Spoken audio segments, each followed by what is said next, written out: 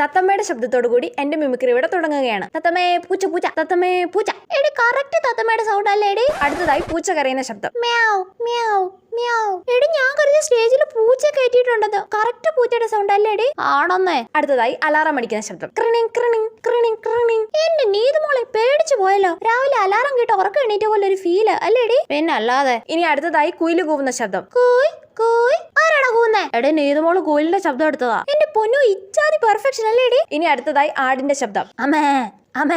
ശോ നീതുമോക്ക് ഇത്രയും കഴിവുണ്ടായിരുന്നോടി? ഞാനും എപ്പോഴാ അറിയുന്നേ. മിമിക്രിക്ക് ഇവളുടെ പേര് കൊടുക്കണ്ടായിരുന്നല്ലേടി? ഇനി അടുത്തതായി ഒച്ചിന്റെ ശബ്ദം. എന്താ എല്ലാരും നോക്കുന്നേ? ഒച്ചിന് ശബ്ദമില്ലല്ലോ. എന്റെ പൊന്നോ നീതുമോളൊരു ഫണ്ണി ഗേൾ തന്നെ. ഇനി അടുത്തതായി ട്രെയിനിന്റെ ശബ്ദം. ആ ട്രെയിനിൽ കയറി തന്നെ നാട് വിടാൻ നീതുമോളെ. ഇനി സിനിമയിൽ ഇടി കൂടുന്ന ശബ്ദത്തോടു കൂടി എന്റെ മിമിക്രി ഇവിടെ അവസാനിപ്പിക്കുകയാണ്. ഡിഷും ഡിഷും ഡിഷും. ഈ ഇടി കൂടുന്ന ശബ്ദം കേട്ടിട്ട് ഇവക്ക് ട്രെൻഡ് ഇടി കൊടുക്കാൻ തോന്നുന്നുണ്ടോടി? ഉണ്ടടി.